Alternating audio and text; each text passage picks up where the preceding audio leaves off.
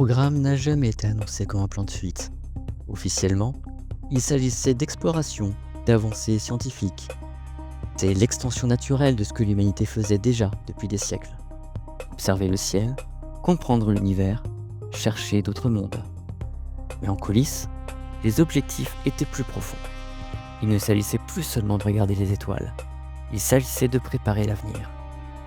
Les premières réunions ont rassemblé des scientifiques, des ingénieurs, des climatologues, des astrophysiciens, mais aussi des stratèges, des économistes, des responsables politiques. Tous avaient conscience que ce projet ne donnerait aucun résultat immédiat.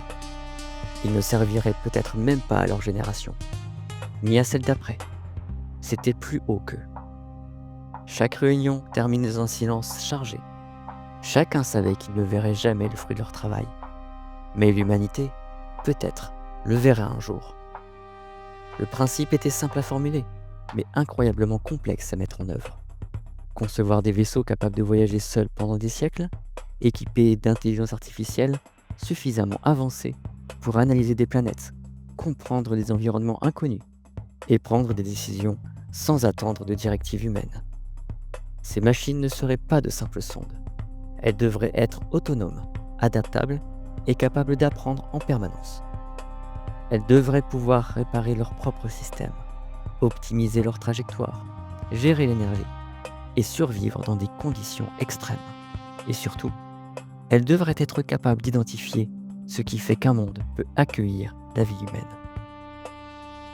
La composition de l'atmosphère, la présence d'eau, la gravité, la stabilité de l'étoile.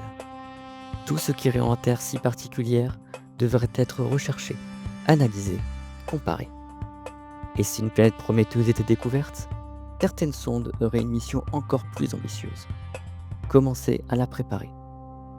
Pas à la transformer complètement, mais à poser les premières bases, installer des infrastructures, analyser les sols, tester des modifications de l'environnement à très petite échelle. Rien de spectaculaire, presque invisible à l'échelle humaine, mais un travail lent, patient, méthodique, qui pourrait s'étendre sur des siècles. Au début, le projet a suscité des débats.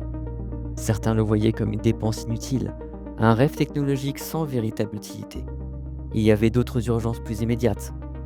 D'autres y voyaient au contraire une responsabilité morale, celle de garantir une chance de survie à l'humanité, même si cette chance ne devait se concrétiser que dans un futur très lointain.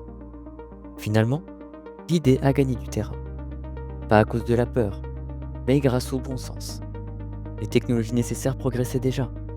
L'intelligence artificielle, la robotique autonome, les systèmes d'auto-réparation, les moteurs capables de fonctionner pendant des durées incroyablement longues.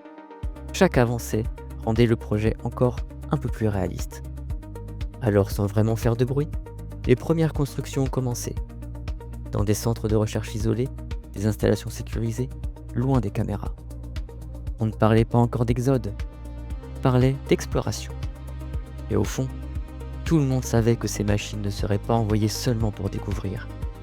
Elles seraient envoyées pour nous chercher un autre foyer.